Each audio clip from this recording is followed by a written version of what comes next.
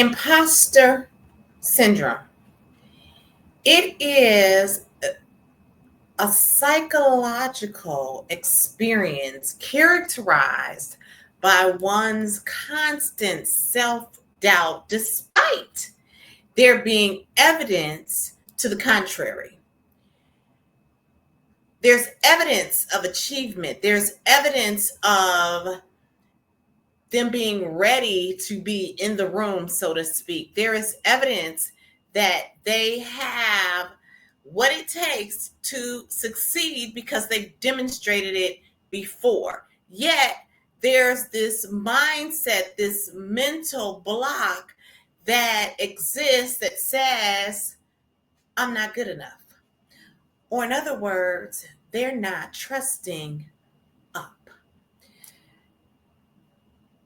The term imposter syndrome is something that I've heard, I would say, within the years, 5 to 7 years. But it probably, and I'm not going to say probably, more than likely, almost 99 to 100%, is something that's been around for years. Perhaps the term is just something that's being used more frequently. Not sure. But we're going to get into it today because what we have to do is trust up. I'm Dawn Marie Morris, the World Class Training Institute, and this is the Leaders Lounge. I am so excited to talk about this today because, again, I want leaders to trust their fly. Leaders must trust their fly. So before I get into the 3 great surefire ways to make sure that you trust up, I'm just going to share a couple of things. So the World Class Training Institute is the organization that I founded, and it exists to maximize an organization's greatest resource, which is human capital. And we do that through the delivery of leadership and professional development training programs. Now, I always say that, but I'm going to just go a little further because I've talked to so many leaders recently who are experiencing challenges within their leadership teams. I just talked to a friend today who was telling me about her boss who was totally insensitive. Her son had gotten hit by a car, and her boss explained it as that thing that happened a couple of weeks ago with your son. What? Are you kidding me? Sensitivity training necessary. She said that whenever they go into meetings, the boss says, what are y'all working on? Well, boss, what's your vision? What have you planned for the team? Yes, you can ask what they're working on, but what they're working on should be in relation to what the overall vision and mission of your team and department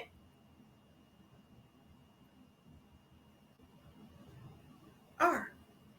If you're not doing that, then you're just spinning the block. And who wants to spin the block? As a leader, that's not what you're supposed to do. Third thing is, or second thing, I think that is, second person or example is someone who came to me and said, our team keeps saying team. We got to operate as a team. And he said, they don't even know what a team is. He said he asked them who's ever actually been on the team. And I think he said 2 out of the room actually raised their hand to say that. So it doesn't mean that if you've never been on a sports team that you don't know how to operate as a team, but it does mean that it's highly likely that you need training to understand what great team dynamics are, how you all operate individually so that you can work better collectively, and you have to, again, be in alignment on the direction of the team and the organization. These are some of the areas that the World Class Training Institute impacts when you sign up for classes with us. So for that, you can just go to our website, which is worldclasstraining.net. I'm going to show this right quickly. Worldclasstraining.net is our website. There is an area at the bottom. You just go there and click on that area to schedule a meeting with me, and I can talk to you about all the challenges on your team and develop the best strategy for success. We even do something called How Fit is Your Leadership, where we come in and do a leadership assessment of the organization before we actually deliver any training. So that's worldclasstraining.net. Second thing is Unpacking Agape, the 7 Languages of Intentional Leadership, which is our latest book. You can pick that up at worldclasstraining.net/agape. And I will say this about the first person who I was speaking of. She and I are working together on a team. And she said, why do Dawn and I get along so well? She said, well, Dawn, it's because Dawn understands leadership. I happen to be the president of our organization, and she is happy with the way that I'm leading the team. And I do understand leadership, not just because I've written 2 books on leadership, not because I have a business, just because I was a leader in corporate America for several years, but it's the collective of all of those reasons that I am more than ready, qualified, and able to help you and your organization be your absolute best. So again, make sure to reach out to me at worldclasstraining.net. All right, so let's get into this right quickly. Trusting up. So how do you avoid imposter syndrome as you are moving up the ladder? You go into a new team and you have had experience at your other job, but now on this new job, these are new people. You've been hired at a senior level role or a middle level role, and before you were entry, and you want to make sure that you are positioned for success.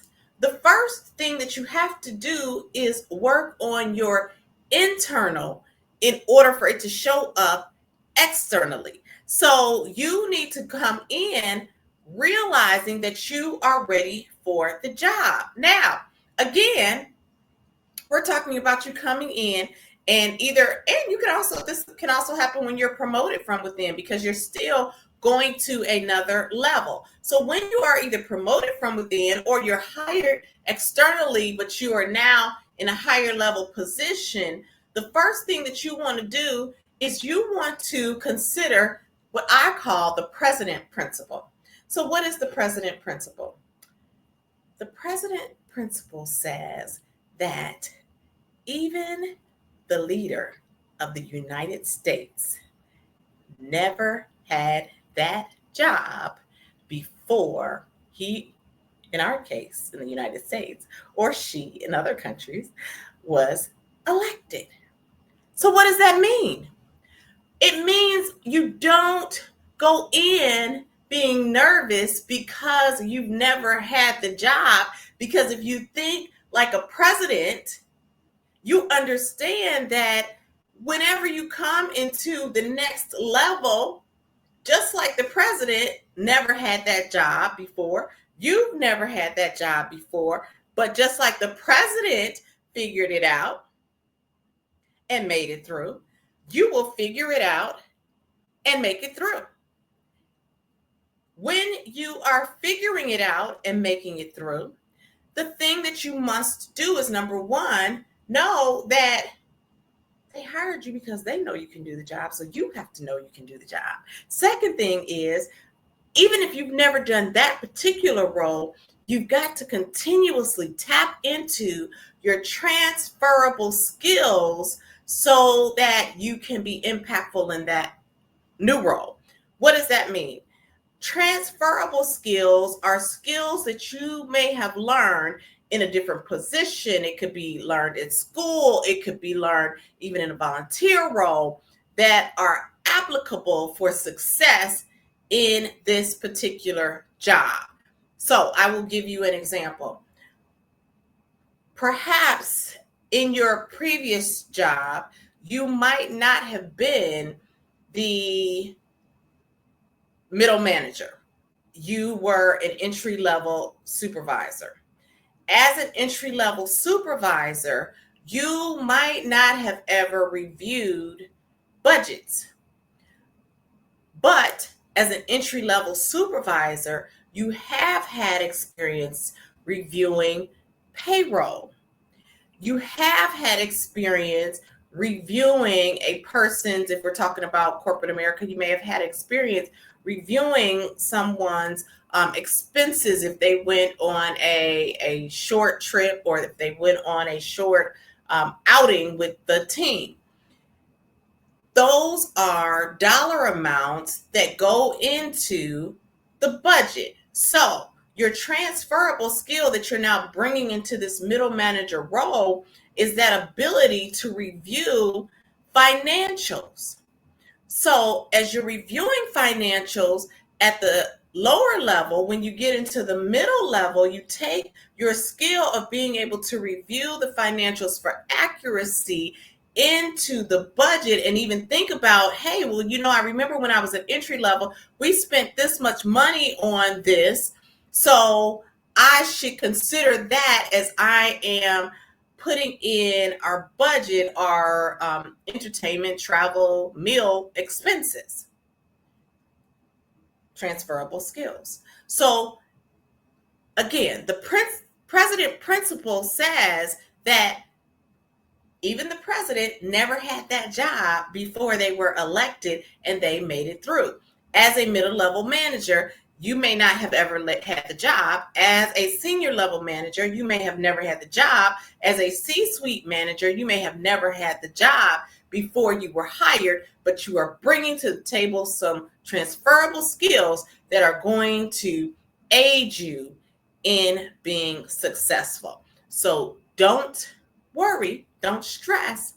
Know you've got this because you have skill sets that are going to apply in your new role. The president principle, number one. Number two, you must stay built for buoyancy. You must stay built for buoyancy. What does that mean? Well, if you consider, let me just share what buoyancy is for some people. So the idea of buoyancy says this. So in this particular example, we have, for people who can't see, the first one is cork. The second one is something heavier than cork. The third one, I believe, is iron. And the fourth one is a watermelon. And so now what happens here? I think the second one is actually a basketball. The first and the second one, they are built for buoyancy. Even though all four of these items are the same size, it is their weight that determines whether or not they can stay above water. What helps them stay above water? The density or lack thereof. In other words, their weight. So when you're thinking about challenges as you are leading and you are growing as a leader, you're able to trust up because first of all, you're not carrying too much weight. What are some of the weights that can cause us to sink? Well, the first one is the weight of distraction. When you have too many distractions going on, you are not able to have a clear head so that you can think through problems well. Avoid the distractions of, we talk about cell phones all the time. People always say, cell phones. And it's true, because and it's happened to me, if I have too much going on, too many different things coming at me, that's why I keep my phone on personal a lot. Calling, texting, Facebook, Instagram, LinkedIn, all of these different things, I'm not able to focus on what I need to do to get through my day. So I have to remove distractions. The second thing that I have to do is keep my mental fresh. How do I keep my mental fresh? Well, I have to control, as my old pastor used to always say, my eye gate and my ear gate. So I have to control who's talking to me, what I'm listening to for advice, what I'm listening to for inspiration, so that my ear gate is receiving the right things to keep me light. I have to control my eye gate. What am I seeing? And when I say that, like, what am I allowing myself to read? What am I allowing myself to see on Facebook that can stop my mindset from being in the right place to stay light enough to float through problems that come and arise in business? As leaders, we have to stay built for buoyancy. By doing this, we are able to stay up. This is a critical skill. Critical skill. And the third thing that we have to do is trust the pilot. Now, who's the pilot? We're not talking about flying a plane here, right? We're talking about flying through leadership, though. We're talking about trusting our fly as we lead ourselves and lead others. So, who's your pilot? For me, it's my higher power. It's God. This is not a Christian show, but I am a Christian. And so when I am having challenges, when I'm having things where I don't know which way I'm going to go, how this is going to work out, I have to trust my pilot. And how do you do that? So for me, it's scriptures. It's a couple of scriptures that I use. My mom always told me Proverbs 3, 5, and 6, trust in the Lord with all thine heart and lead not unto thine own understanding. In all thy ways acknowledge him, and he shall direct my path. That one in Jeremiah 29:11, which says that I know the plans that I have for you, says the Lord, right? Plans to prosper you and not to harm you and to bring you to an expected end. So by me having those words in my head and in my mind, it helps me to trust the pilot when the flight has turbulence. And if you haven't had turbulence yet, trust me, it's coming. It's coming. But the more you're able to lean into whatever that credible body of support is for you, the better you're going to be able to move through the challenge and trust up.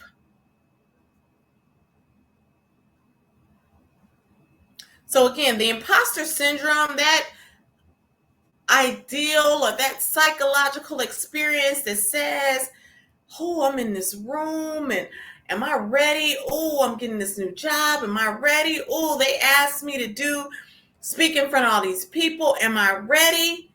The answer is yes. I'm going to talk just for a second too about the whole speaking in front of people, because a lot of times people are nervous about that. We do also train public speaking skills. But the other thing I'll say is, and this is a bonus to these three, is to stay ready so you don't have to get ready. Continually develop yourself through personal and professional development so that when that time comes, you're already ready. I was asked just last week, the day before, hey, do you want to give the greeting from our Howard Club to the mayor who's running for governor in Newark?